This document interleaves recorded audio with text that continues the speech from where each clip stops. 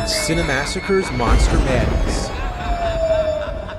Now we're getting to the gory stuff. A decade after George Romero shocked the world with Night of the Living Dead, he does it again with a color sequel which also stands on its own.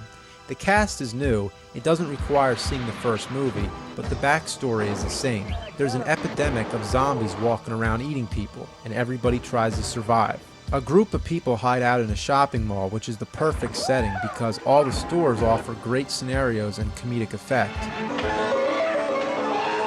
Come on, let's go over here! Just the idea of having a whole mall to yourself is great fun. It's like being a kid in Willy Wonka's chocolate factory. But besides all that, some interpret it as social satire, comparing mall shoppers to zombies. But it just seems they had a lot of fun making this movie, and that fun transcends onto the audience. For its time, it might have been the goriest, bloodiest film ever made, which disgusted many audiences, but those who were bold enough to sit through it could probably see the humor behind a lot of it, and how creative a lot of the special effects are. This is the early work of Tom Savini, who also acts in the film.